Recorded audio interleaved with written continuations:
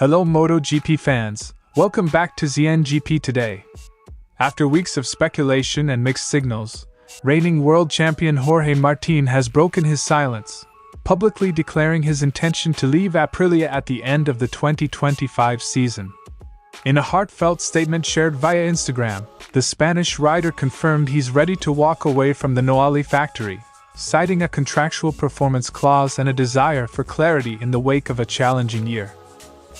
After Ducati's long reign was halted at Silverstone, Marc Márquez didn't mince words about the GP25's shortcomings.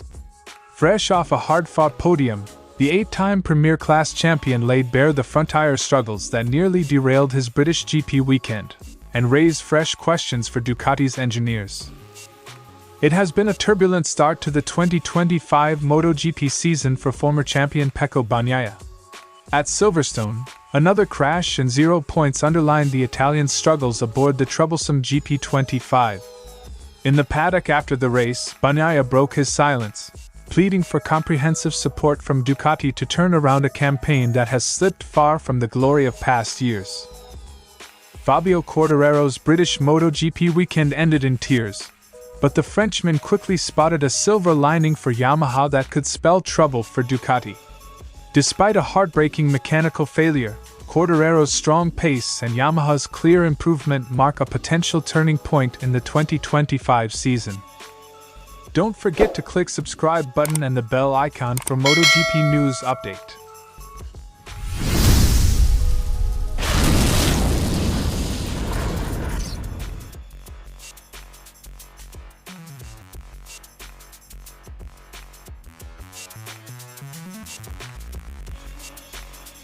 Rumors of Martin's potential exit first surfaced after the French GP, with reports from Spanish media suggesting he was considering invoking a performance clause tied to Aprilia's results over the first 6 rounds.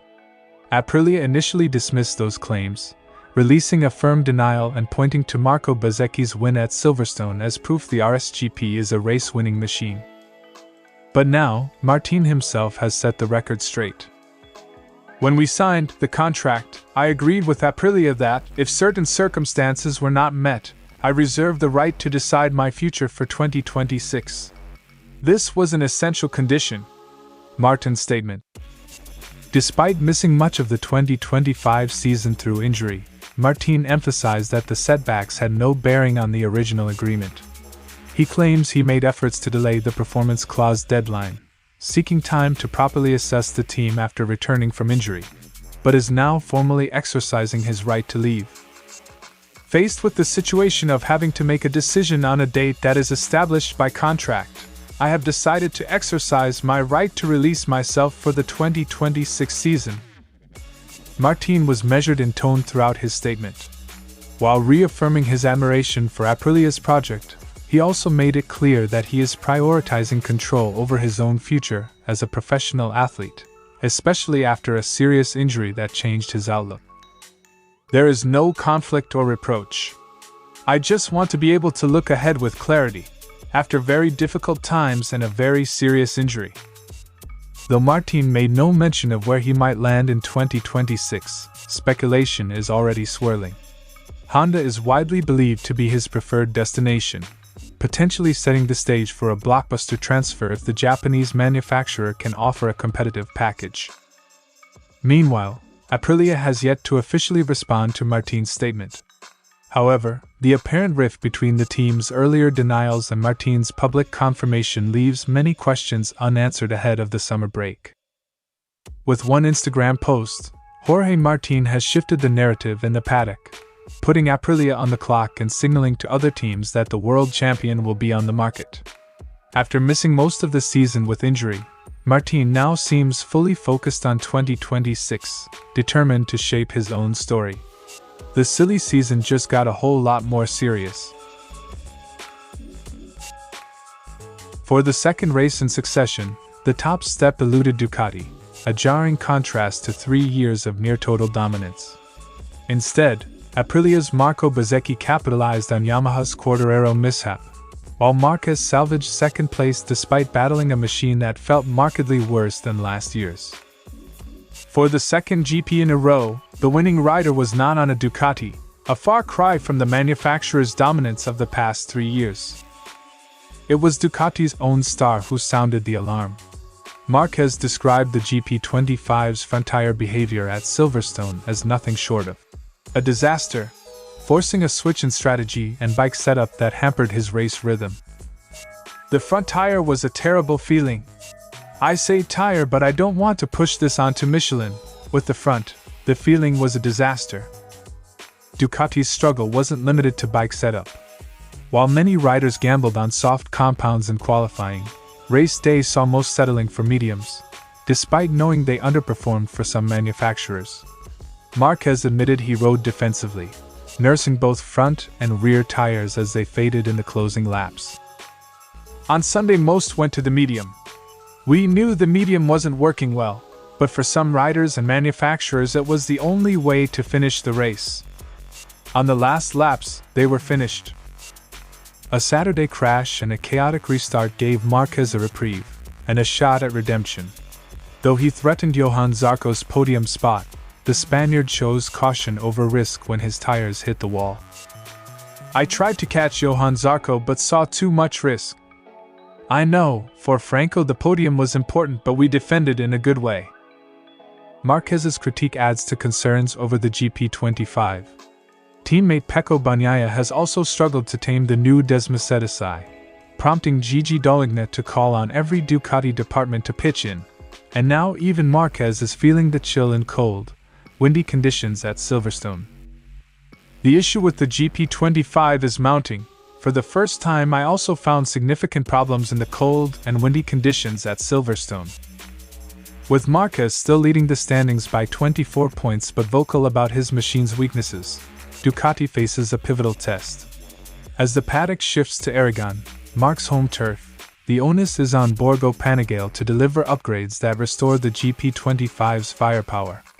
Otherwise, the next chapter of this championship could belong to someone else. Bagnaia arrived at Silverstone eager to rebound from a disastrous Le Mans outing.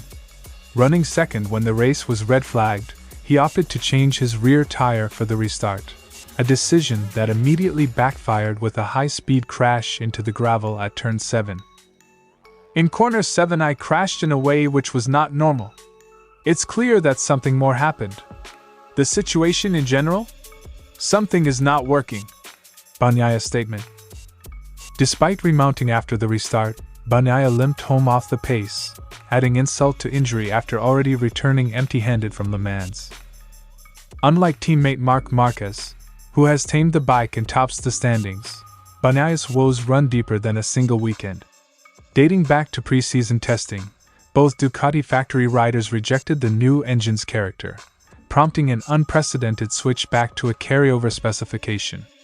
While Marquez has adapted, Bagnaia admits the bike remains unpredictable. Not worse, not better. Like always, I don't feel anything. It's the first time that our bike is not competitive. He remains blunt about the GP25's shortcomings: inconsistent front-end feel, abrupt transitions mid-corner, and a lack of trust that forces him into defensive mode rather than attack. The most telling moment came when Bagnaia acknowledged the limits of even his own talent. Confident in his speed, he nevertheless conceded that raw pace isn't enough on a package that won't deliver. I know I am super fast. I know I can win every race. But if my feeling still remains the same, I cannot do miracles. I need some help.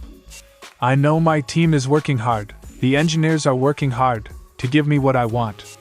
But right now, the feeling is far. It was a stark departure from the usual bravado of a two-time champion, revealing a rider fighting to stay motivated amid recurring technical frustrations. Ducati's technical staff have been burning the midnight oil, poring over data in search of a fix. Team boss Gigi Dall'Igna has publicly called for everyone in Bologna to take responsibility, hinting at potential chassis tweaks, revised electronics mapping, and even different tire camber setups to improve front-end stability. While specifics remain under wraps, insiders suggest Ducati is exploring suspension changes carried over from last year's GP24, alongside fresh aerodynamic tweaks aimed at boosting corner entry grip. In the paddock garage, the mood is one of urgency. Bagnaia's candid plea has galvanized the factory. Crew chiefs, mechanics, and engineers are convening daily debriefs, while sports psychologists have been enlisted to shore up the champion's confidence. Ducati is determined to address the crisis on both human and technical fronts. They tell me they're working hard, and I believe them. But I need to feel that effort translate onto the track. As MotoGP heads to Aragon, Bagnaia's home race, the stakes couldn't be higher. The world champion has made one thing clear: without immediate and comprehensive help from his factory, even the fastest rider cannot will himself to victory. Ducati's response over the next fortnight will determine whether Bagnaia regains his fighting spirit or watches his title defense unravel. The paddock and the tifosi will be watching closely. Quartararo looked set to claim a sensational win at Silverstone, dominating the race until lap 12 when his ride height device suddenly broke, forcing him to retire. The disappointment was clear, with the French rider visibly emotional after the race. Yet amid the frustration, Quartararo found reason for optimism. "It was our race. Everything was good. I knew where to push and where to exaggerate the braking with the wind. Everything was under control until that lap," Quartararo said. Quartararo hailed the British GP as Yamaha's best race since their performance slump began midway through 2023. He praised the smooth ride and improved pace that finally allowed Yamaha to challenge the dominant Ducati and others. "Yes, by far. Especially because I was riding really smoothly. I felt that we were going super fast. We have made a step. Not enough, but we are getting stronger and stronger." He described the race as his best in recent years and vowed to keep pushing. "I made a great race.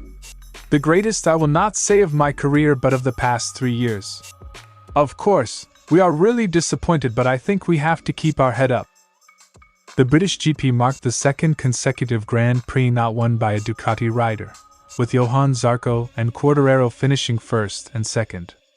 This is a striking development given Ducati's dominance over the past 3 seasons.